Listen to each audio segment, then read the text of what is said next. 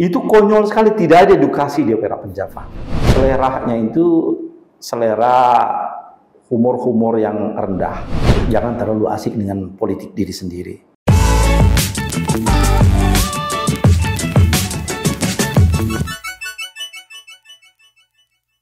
Halo Sobat RKN, kembali lagi bersama saya Boven Saur Sitinjak di program Ruang Tamu Rumah Kebaikan Nusantara.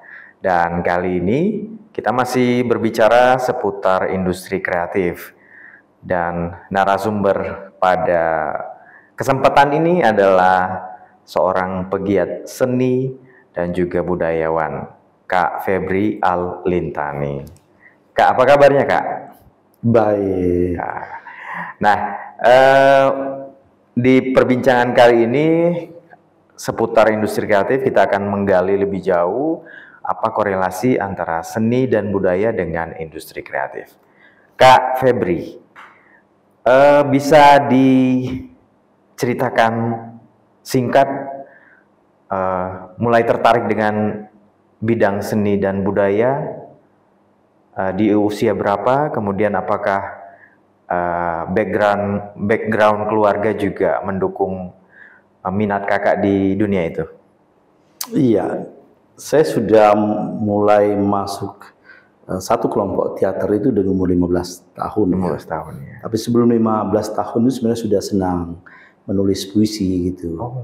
Jadi umur 15 tahun kelas 2 SMA waktu itu saya masuk dalam satu kelompok teater dan rajin latihan teater. Nah, dari sana kemudian ternyata saya senang, jadi terus menggali dalam teater itu. Dan teater ternyata tidak cuma belajar acting ya, tapi kita juga mempertimbangkan ilmu-ilmu lain, pengetahuan lain. Ketika belajar acting, ketika menulis naskah, kita juga harus menggali gitu. Dan kalau senang, saya kan senang misalnya menulis naskah sejarah misalnya. Saya harus membaca sejarah. Kalau saya senang dengan kearifan lokal, saya harus membaca bagaimana kearifan lokal itu. Nah, ya akhirnya saya ternyata senang di sini. Apa kata anak muda, passion saya di situ. Passionnya di situ. Karena itu saya terus menggali sehingga saya memilih untuk aktif dalam kegiatan atau bergiat dalam kegiatan-kegiatan kesenian dan kebudayaan ini. Oke. Nah, kalau keluarga tadi, apakah background keluarga juga mendukung? Keluarga saya kalau dari pihak ibu itu orang-orang pedagang ya. Orang Palembang pedagang. Dari sebelah bapak itu orang dusun malah. Jadi sebenarnya antara mendukung dengan tidak ya. Mendukung juga tidak, menghalangi juga enggak. Nah, tapi apakah saya ada talent? Mungkin saja ada, tapi kan tidak terlalu berkembang mungkin di masa orang tua kita. Ada misalnya kalau di dusun saya itu adik bapak misalnya atau keponakan bapak yang bisa main gitar tunggal, musik Betang Ada 9 itu. Sampai sekarang dia masih memainkan itu. Kalau talent mungkin bisa, atau dari kakek sebelah ibu juga ada yang bisa begitu. Tapi karena ada kondisi, karena iklim itu tidak berkembang. Tapi saya memilih untuk mengembangkan diri di sini. Karena passion tadi ya Kak. Karena passion. Oke. Kak, seni dan budaya ini hampir mirip. Tapi apa Kak perbedaan mendasarnya Kak? Kebudayaan itu kalau diartikan secara luas, apapun yang muncul atau hasil apapun dari budidaya manusia, dari pikiran manusia, itu adalah budaya gitu. Apapun yang muncul. Artinya semua bidang kehidupan menurut Kuncoro Ningrat itu kebudayaan. Jadi kalau kita lihat menteri-menteri sekarang, menteri politik, menteri ekonomi, menteri industri, itu semua sebenarnya kebudayaan. Tapi dalam pengertian yang sekarang kalau kita merujuk kepada Undang-Undang Nomor 5 tahun 2017, ada 10 objek saja yang bisa dimasukkan dalam pemajuan kebudayaan. Misalnya manuskrip, seni. Seni itu bagian dari kebudayaan. Kemudian ada bahasa, tradisi lisan, teknologi tradisional, pengetahuan tradisional, permainan tradisional, olahraga tradisional.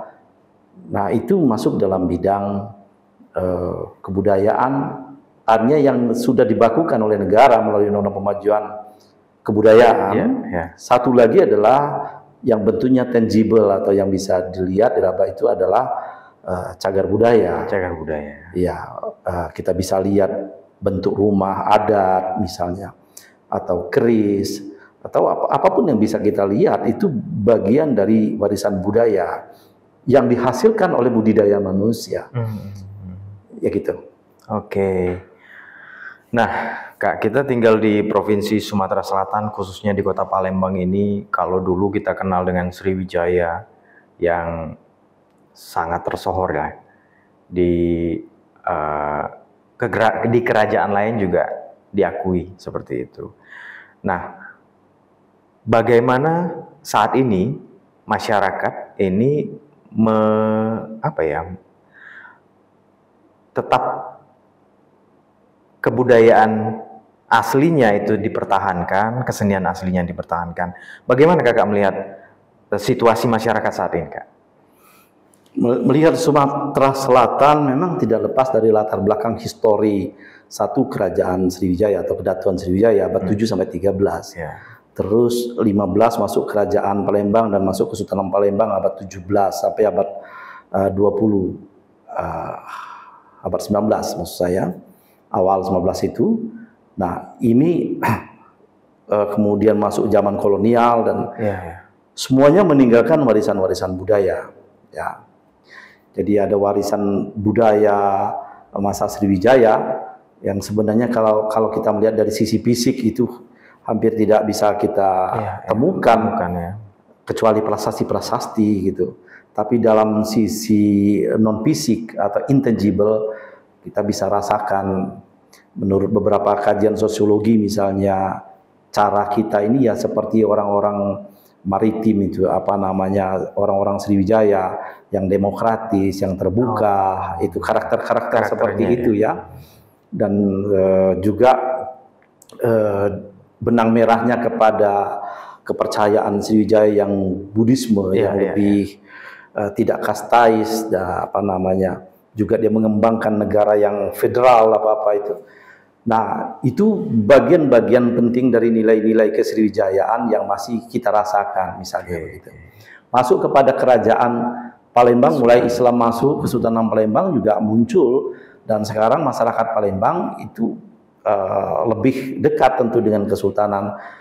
Jadi cara berpikirnya, cara hidupnya dan lain-lain itu yang artinya kalau secara nilai-nilai kebudayaan ya itu yang dimiliki oleh wong Palembang sekarang. Nah, kalau kita kaitkan dengan fisik, warisan-warisan fisik, kita bisa lihat peninggalan masih ada rumah-rumah limas misalnya, atau bentuk-bentuk rumah peninggalan-peninggalan di masa Kesultanan, misalnya Benteng Kota Besar, Masjid Agung, Makam Kawatu Kurep dan lain sebagainya yang masih bisa kita rasakan sekarang. Nah, semua ini adalah identitas sebenarnya, identitas yang bisa kita kembangkan, yang kalau sekarang orang selalu bilang bagaimana itu menjadi destinasi wisata, kita bisa kembangkan untuk kepentingan-kepentingan wisata atau kepentingan-kepentingan ekonomi juga sebenarnya, ya kan? Nah, tetapi persoalannya memang itu belum mendapat sentuhan yang serius atau kemasan yang serius. Kalau kita melihat itu dari sisi ingin dimanfaatkan untuk kepentingan yang lebih luas, katakanlah kepentingan wisata, gitu. Oke. Nah, kita ngomongin soal industri kreatif ini, Kak. Seni, budaya, itu bagian dari industri kreatif.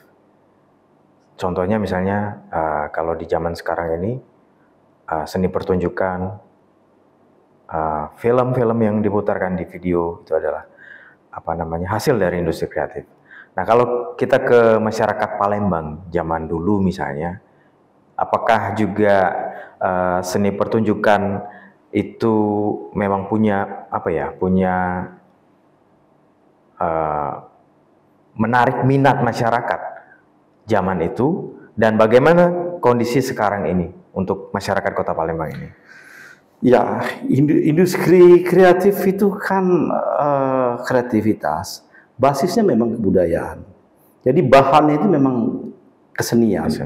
Baik itu seni pertunjukan maupun unsur kesenirupaan, ya kan? Jadi kalau kesenirupaan kita bisa lihat kerajinan-kerajinan, misalnya songket, ya. Misalnya kalau di tikar purun, misalnya itu bagian dari ekonomi kreatif.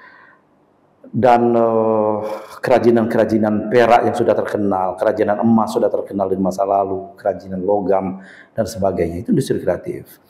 Begitupun kuliner, pempek dan lain sebagainya, pindang gitu ya, dan seni pertunjukan. Nah, ketiga hal ini sedari dulu Palembang sudah menjual ekonomi industri kreatif. Jadi sudah bekerja sebagai industri selain dia sebagai pedagang. Orang berdagang itu kadang-kadang dia membuat sendiri untuk hal yang didagangkan. Nah, kreativitas ini kan nggak pernah habis-habisnya. Bahkan kalau digali, dikembangkan, dia akan ada terus-menerus, ya kan. Kita lihat di negara Saudi pun sekarang sudah mengarah kepada ekonomi kreatif. Ketika dia menyadari bahwa minyak itu akan habis, tapi kreativitas itu tidak akan habis, apa yang bisa dijual? Ya, kebudayaan lama, kemudian bahkan makam-makam lama gitu ya, artefak-artefak, tengkorak manusia pun masih bisa dijual, ya.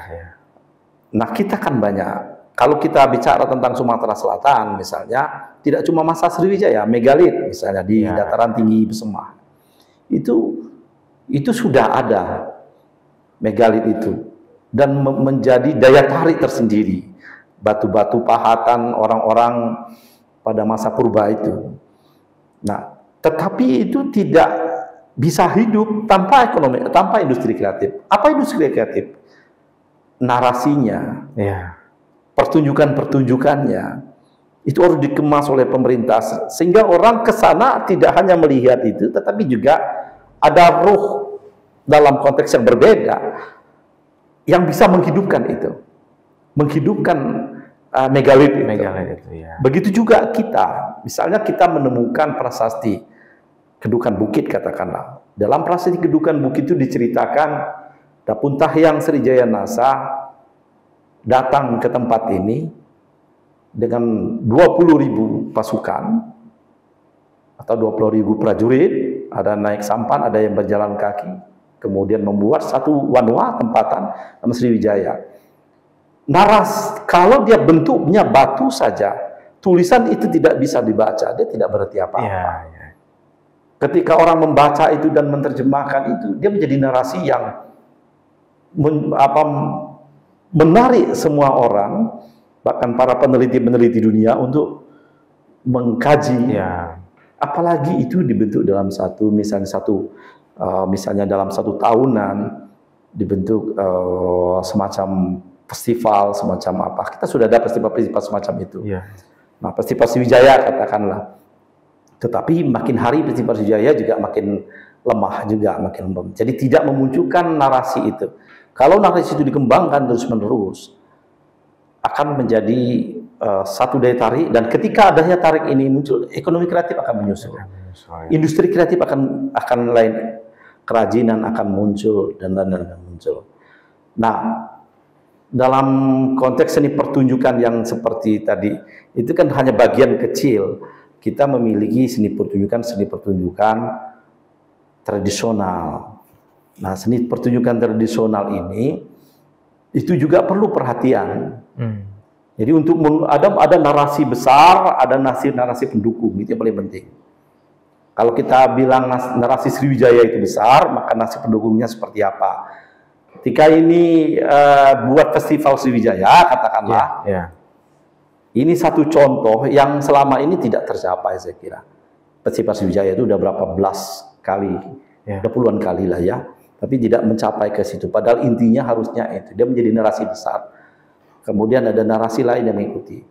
Maka misalnya seni Dulmuluk itu akan dipentaskan pada saat itu, atau seni-seni yang lain, songket, seni kerajinan dan lain industri kreatif lain akan meramaikan itu. Orang datang itu akan mendapatkan industri kreatif yang dibuat oleh masyarakat lokal dengan satu event yang besar, dengan narasi yang besar itu.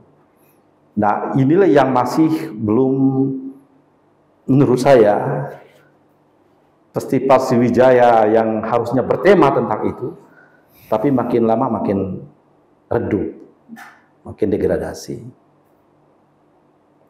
Nah, berarti ada tantangan di situ, Kak ya. Ada tantangan yang ya stakeholder ini mungkin belum ditemukan, atau malah mungkin tidak terlalu memikirkan tantangan itu ya, Kak. Pendekatannya berbeda barangkali.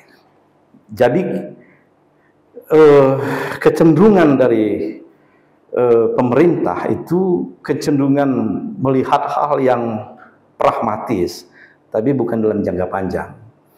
Ini kalau pragmatis itu membuat satu gelaran yang bisa mendapatkan hasil pada saat itu juga.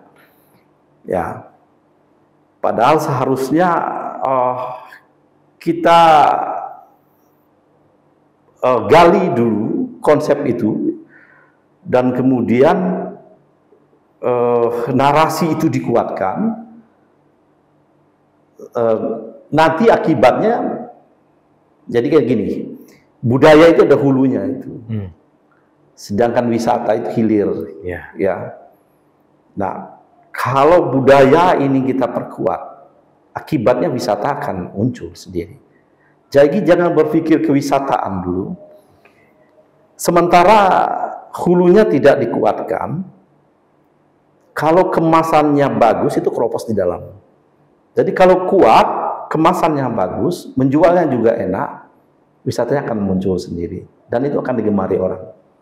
Yang terjadi itu, kemasan wisatanya, orang-orang ini studi banding kemana-mana, melihat kemana-mana, ingin mengemas wisata, tapi tidak mengkaji apa yang ada di kita. Kecenderungan itu mencontoh pada yang lain, dimasukkan belum tentu cocok dengan kita.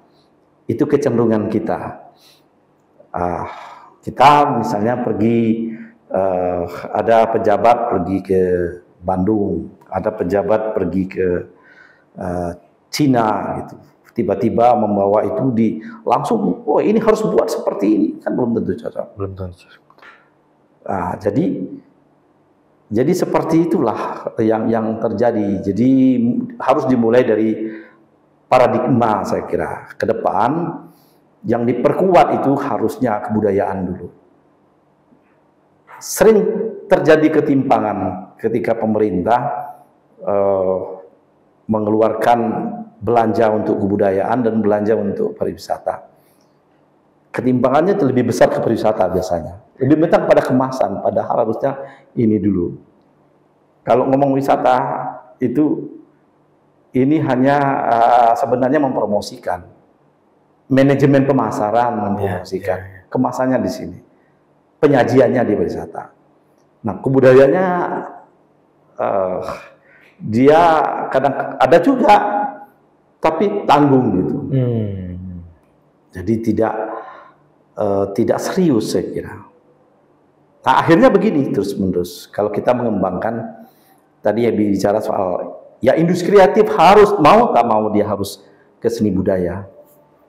Jadi kalau berpikir saja dari industri kreatif, ya berpikir dari hilir saja. Maka dia tidak sampai ke sini. Hanya bagaimana cara berpikir mengemas. Bagaimana mengemas seni Dulmuluk kalau Dulmuluk tidak dikuatkan? Artinya penguatan di hulu ya, Kak? Harus penguatan. Jadi harus dibina terus-menerus, Dulmuluk itu sehingga kuat, baru kita kemas, baru kita jual. Artinya kalau ini dapur, dimasak dulu di dapur sini. Nanti orang pariwisata datang, Pak datanglah ke kami, ke restoran kami udah siap nih, karena dapurnya udah siap. Udah siap. Ya. Nanti orang datang ke sini dikasih pepesan kosong kan? Nggak mungkin. Iya, ya. Gitu. Oke, nah untuk penguatan kebudayaan atau seni tadi di hulu, apakah peran pendidikan juga penting ini, Kak? Ya, pendidikan tentu saja penting. Pendidikan sebenarnya kalau kita ngomong dia bisa menjadi hulu untuk ke depan, ya kan? Tapi dia hilir dari kebudayaan sekarang. Oh, Paham maksud saya ya? iya. Jadi kalau ini kebudayaan misalnya mengkaji apa ya? Misalnya contoh tentang bidar katakanlah ya. Dia kajian tentang bidar, kebudayaan, kemudian mengidentifikasi bagaimana bidar itu sekarang ini tidak sehebat dulu gitu. Dia kaji dari dari mulai bidarnya sendiri, pendayungnya dan lain-lain. Itu dibina oleh kebudayaan. Lalu ada pengetahuannya di situ. Nah, pengetahuan dan lain-lain ini kan bisa menjadi muatan lokal bagi pendidikan ya. Untuk bekal mereka nanti. Nah, jadi pendidikan itu transmisi, jadi regenerasi bagi anak-anak sekolah gitu. Sementara dinas kebudayaan itu yang membuat kajian, mendokumentasikan dan sebagainya. Dan kemudian setelah kajian itu tepat, bagaimana bidar harus dikembangkan, atau dolmuluk harus dikembangkan, atau wayang Palembang harus dikembangkan, bagaimana nanti baru kemudian pelibatan dari para pelaku seni, sebagai pelaku mereka tentu melakukan itu. Setelah ini kuat, baru kemudian pariwisata mempromosikan, dan pengetahuan ini ditransferlah ke anak-anak siswa. Gitu. Oke. Nah, Kak, ini agar menjadi industri kreatif yang memiliki nilai jualnya, Kak, apa saja yang harus dipersiapkan oleh pelaku seni dan budaya ini? Ya, bagian dari pelaku seni tentu harus lebih banyak menggali ya. Jadi seniman atau pekerja seni kita, sepengamatan saya hari ini belum begitu maksimal sebenarnya menggali. Seniman yang disebut seniman dia harus create, dia harus kreatif. Yeah. Kalau tidak kreatif, ya hanya epigon saja gitu. Jadi bagaimana meramu satu produk kesenian yang berbasis ketradisian atau berbasis lokal. Nah, lokal ini tentu harus digali terus-menerus. Kemudian baru dengan daya imajinasi seniman atau pengetahuan seniman, dia membuat satu hal yang inovatif. Ya, artinya dia tidak lepas dari lokalitasnya, dari akarnya, tapi muncul bidang apapun gitu. Dari keseni rupaan misalnya, dia bisa gali seni rupa yang khas di Sumatera Selatan itu apa, dari daerahnya masing-masing apa, dia bisa kembangkan. Dengan gaya kekinian juga bisa. Tapi ketika orang melihat itu bukan produk orang luar tuh. Produk kita sendiri yang dia gali dari lokalitas. Gitu. Nah, kalaupun ada misalnya, katakanlah musik lah ya, contohnya begini musik. Ketika ada musik ke sini, katakanlah jazz, ketika itu musik impor semua ya. Musik-musik barat. Tapi bisa nggak dia mengambil unsur lokal sehingga jazz itu terasa Sumatera Selatan? Gitu loh. Atau musik rock itu betul rock itu sekali lewat, tetapi kalau kita dengar ada unsur Sumatera Selatannya. Ada unsur Sumatera Selatan ya. Itu. Nah, ini tugas seniman. Kalau dunia kreatif itu tugas seniman. Tadi yang saya katakan untuk ekosistem lain adalah pemerintah. Pemerintah itu tugasnya satu, menyiapkan regulasi, kemudian menyiapkan sarana prasarana, menstimulan para seniman untuk bergairah, berkreativitas. Nah, pada masyarakat seni atau senimannya sendiri, yaitu tugasnya begitu. Tapi dia juga tidak harus tergantung dari pemerintah. Gitu. Yang saya katakan adalah ekosistem. Ekosistemnya begitu. Di mana-mana iklim kesenian itu diciptakan oleh ekosistem yang baik. Gitu. Kita melihat di Jogja, ekosistemnya bagus kok. Masyarakatnya menghargai, pemerintahnya juga membina dengan baik, sehingga manfaatnya juga akan didapatkan oleh pemerintah. Ketika orang berduyun datang untuk menonton kesenian, pemerintah dapat juga dari itu. Jadi yang perlu kita pikirkan sebenarnya ekosistem dari industri kreatif itu sendiri. Gitu. Oke. Nah, tadi sebelum berbincang di podcast ini juga kita tadi sudah sempat bicara di ruang di luar tadi, bahwa kita ambil contoh misalnya wayang Palembang seperti itu. Sekarang sudah mulai ditinggalkan karena sudah tidak ada pendukungnya seperti itu Kak ya. Nah, apa yang membuat wayang Palembang itu kemudian tidak menarik, apa istilahnya, untuk kemudian bagi pendukungnya atau penontonnya ini tidak ingin menyaksikan atau sudah tidak jadi prioritas atau sudah tidak menyenangi hal itu. Tapi sebelumnya kita cicipin dulu Kak ini kopi. Kita ngopi dulu ini. Kita seruput. Ya, kita seruput dulu ini kopi dari kedai kopi Ape Sekana. Wah, segar ya. Kopi legendaris ini Kak. Legendaris. Sejak tahun berapa ini tuh? Tahun 70-an apa ya? 70-an. Iya. Nah, itu tadi Kak.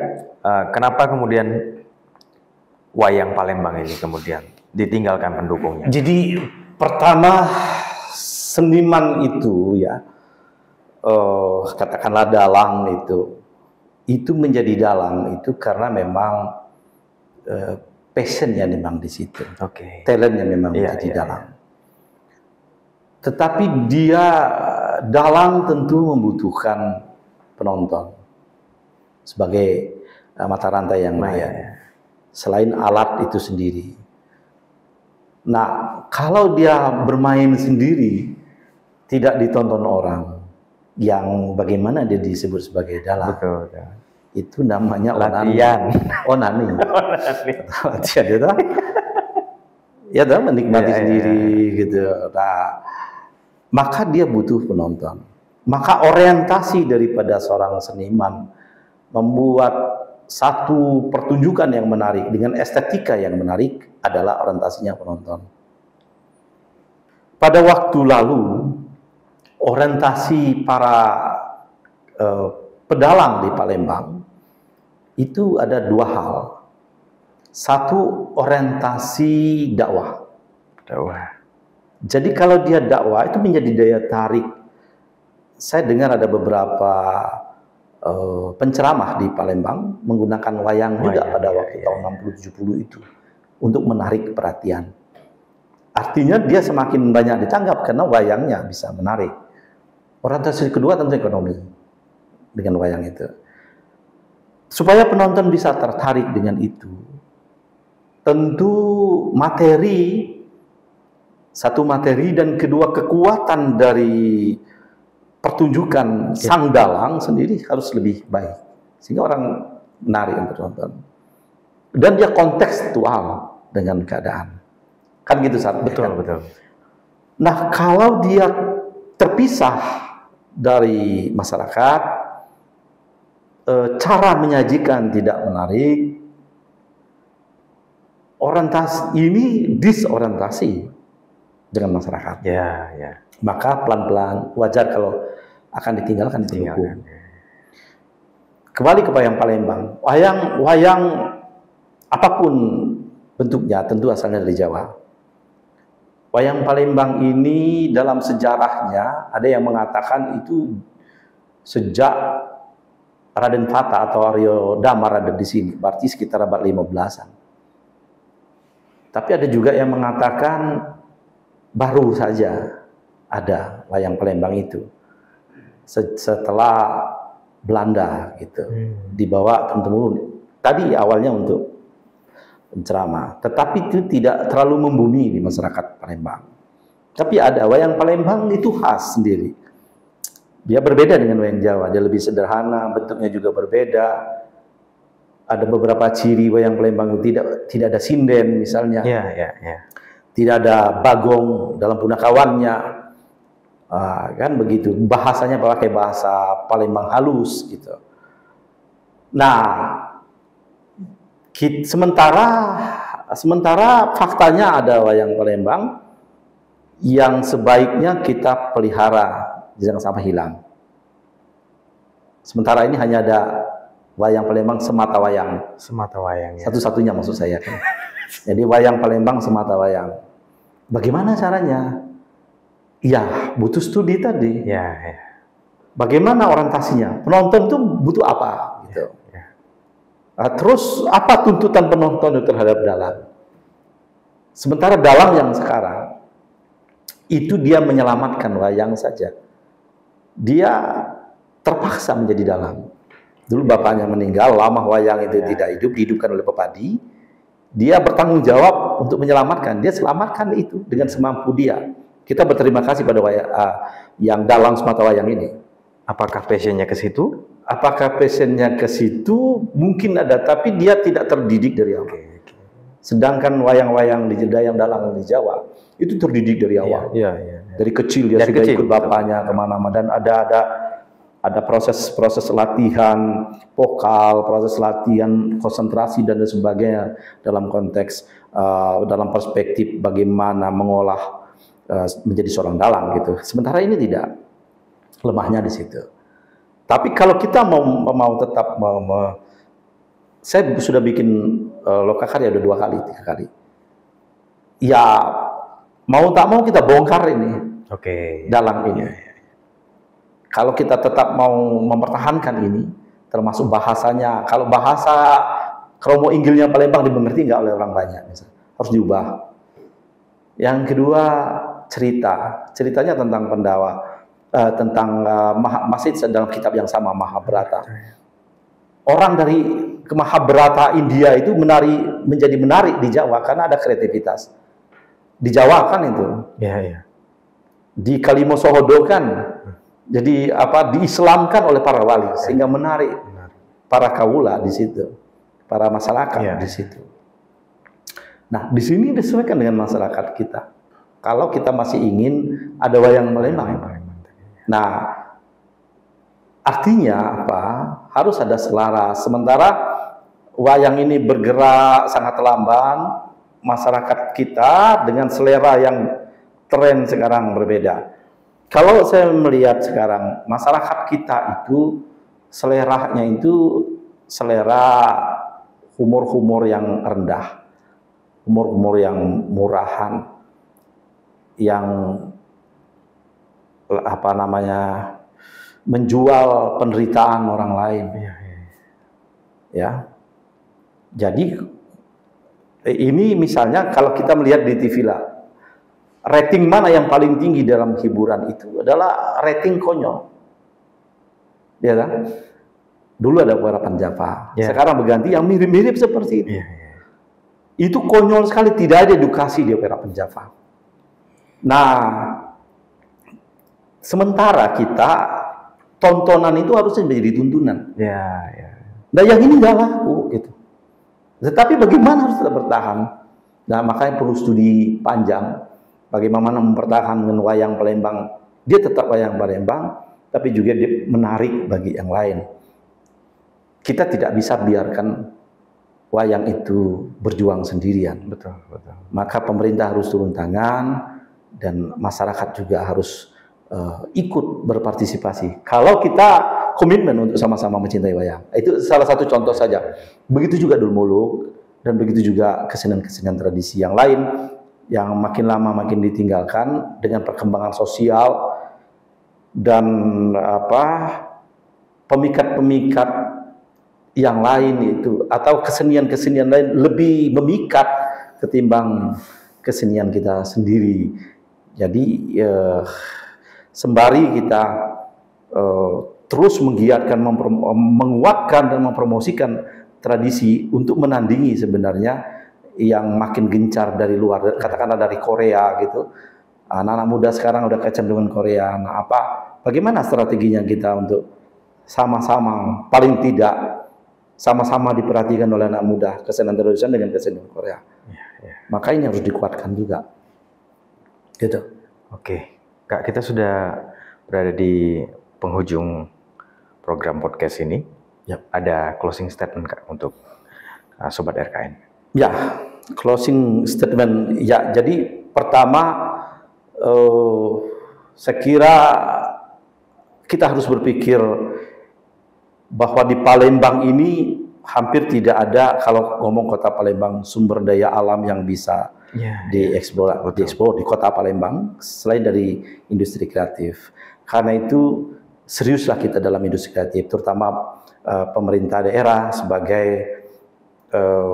sebagai instansi yang bisa mendesain secara politik, secara kebijakan, bagaimana menguatkan atau memprioritaskan dalam membangun industri kreatif di Kota Palembang. Itu di Kota Palembang. Nah, di Sumatera Selatan tentu berbagai macam karakter daerah juga penting juga jadi industri kreatif, karena sebenarnya sejak dahulu sudah ada industri kreatif di daerah masing-masing. Tadi saya katakan, dicontohkan misalnya di Ogan Ilir itu ada satu daerah sentral di Tanjung Batu yang ada industri kreatif kayu, ada logam, kerajinan-kerajinan lain, ada di Pedamaran ada purun misalnya, atau di Pampangan juga ada susu kerbau dan lain sebagainya. Banyak sekali saya kira yang bisa digali, tapi kita sebenarnya menuntut sebenarnya yang paling wajib itu bertanggung jawab adalah pemerintah ke depan, jangan terlalu asik dengan politik diri sendiri. Ya. Ya, itu tadi Sobat RKN perbincangan kita bersama Kak Febri Al-Lintani, pelaku seni dan juga budayawan yang sudah dikenal ya di Kota Palembang, khususnya di Provinsi Sumatera Selatan. Sekian perbincangan kita di program Ruang Tamu Rumah Kebaikan Nusantara. Saya Boven Saur Sitinjak, pamit undur diri.